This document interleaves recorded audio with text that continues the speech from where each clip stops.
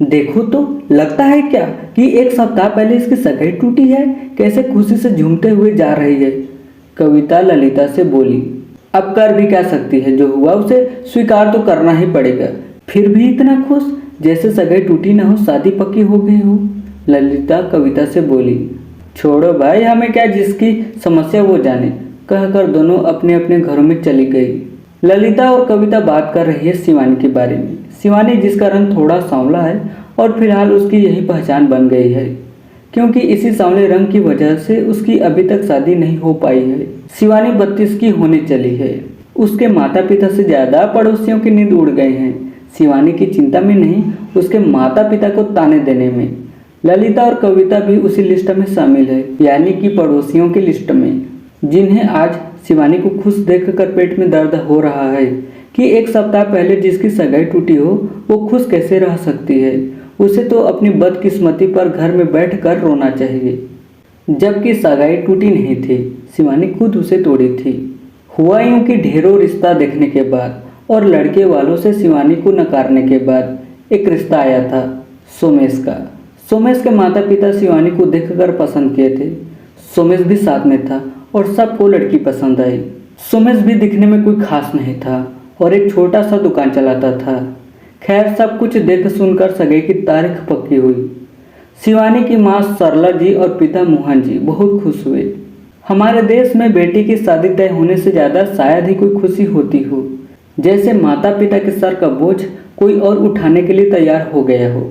चाहे कितना ही बेटी को प्यार करे, लेकिन शादी नहीं तय हो रही हो तो सिर दर्द बढ़ ही जाता है, ऐसा माना जाता है। तय तारीख पर जब सोमेश और उसके माता पिता सगाई के लिए आए तो सोमेश की माँ तारा जी बोली, सरला जी, उस दिन क्या बेटी को फेशियल करवा कर दिखाए थे? उस दिन तो थोड़ी ठीक भी लग रही थी, लेकिन आज तो रंग बहुत ही ज़्यादा सांवला लग रहा है। इतने में सोमेश भी बोला, मैं नहीं करूँगा इतनी काली लड़की से शादी।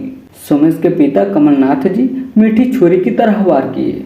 अरे कैसी बात कर रहे हो तुम लोग, जब सगाई तय हो गई है तो उसे ऐसे ही थोड़ी ना तोड़ सकते हैं। ठीक है, लड़की के रंग की बात है तो थोड़ा ऊपर नीचे करते हैं। सरला जी और मोहन जी का कलेजा केले की पत्ते की तरह तड़ तड़ काँप रहा था। इतनी मुश्किल से तो यह रिश्ता तय हुआ था, कहीं ये भी टूट ना जाए। कमलनाथ जी मोहन जी से बोली, देखिए मोहन जी, लड़के और उसकी माँ का रुख तो आप देख ही रहे हैं। ऐसा रास्ता निकालते हैं कि आपकी इज्जत भी रह जाए और ये लोग भी मान जाए। मोहन जी कातर और प्रश्न भरी नजरों से कमलनाथ जी की तरफ देखे, जैसे बेटी का पिता नहीं कोई गुनहगार दिख रहा हो। कमलनाथ जी बोले, वैसे लेन देन तो तय हो ही गया है, अब इन लोगों की खुशी के लिए एक बड़ी सी गाड़ी भी उसमें जोड़ दीजिए तो बेटे का मन खुश हो जाएगा। मोहन जी सुनकर ही अवाक रह गए, क्योंकि उनकी डिमांड पहले से ही बहुत ज़्यादा थी।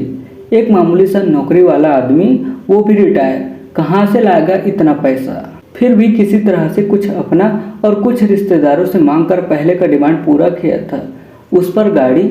मोहन जी हाथ जोड़ते हुए कमलनाथ जी से बोले, समझे जी, ऐसा अन्याय मत कीजिए, ये मुझसे संभव ही नहीं हो पाएगा। कमलनाथ जी बोले, कैसी बातें कर रहे हैं समझे जी, गाड़ी होगी तो मान तो आपकी बेटी का ही बढ़ेगा। अब बेटा और उसकी माँ तो रिश्ता तोड़ने पर आ गए हैं, मैं तो बस बीच का रास्ता निकाल रहा था। सरला जी भी हाथ जोड़ते हुए तारा जी से विनती कर रही थी, समझिन जी, मेरी बेटी जैसी है वैसे ही उस दिन भी देखी थी आप।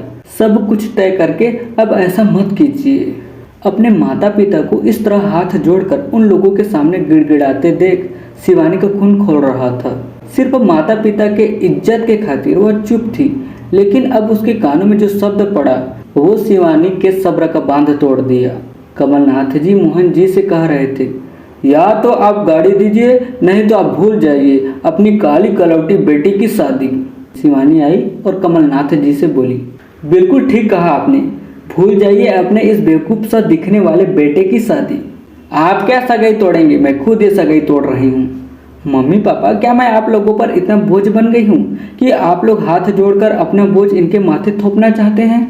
कैसी बात कर रही हो बेटी, हम लोग तो तुमसे बहुत प्यार करते हैं। मोहन जी बोले, तो फिर इन लोगों के सामने आप लोग हाथ जोड़कर अपने प्यार का अपमान क्यों कर रहे हैं? जो लोग लड़की के संस्कार का रंग न देखकर लड़की का चेहरे का रंग के आड़ में अपने लालच का रंग दिखा दिया, आप उन लोगों से रिश्ता जोड़ना चाहते हैं? सरला जी बोली, बेटी चुप कर, ऐसी बातें नहीं करते। क्यों ना करूं? मैं बेटी में जन्म ली हूं इसलिए, या मेरा रंग सांवला है इसलिए, या आप लोग एक बेटी के माँ बाप हैं इसलिए? कारण तो बताइए। आप लोगों का अपमान सहकर चुप रहने का। कमलनाथ जी और तारा जी बोले, हमें नहीं करना ऐसी लड़की से शादी। अच्छा हुआ शादी से पहले ये पता चल गया, शादी के बाद पता नहीं क्या करती। सही कहा आप लोगों ने, अच्छा हुआ शादी के पहले आप लोगों का लालची रंग सामने आ गया, पता नहीं शादी के बाद क्या करते आप लोग। शिवानी जवाब दी, चुपचाप निकल जाइए मेरे घर से, नहीं तो अभी थाने में जाकर दहेज मांगने के लिए केस कर दूंगी। कमलनाथ जी, तारा जी और सुमेश और बेइज्जती ना हो सोच कर निकलते बने।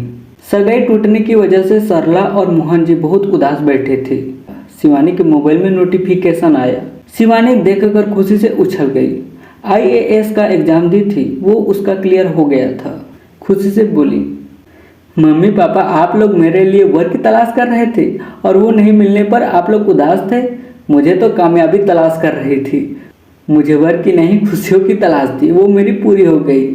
सरला जी और मोहन जी को भी बहुत गर्व हुआ अपनी बेटी की उपलब्धि पर।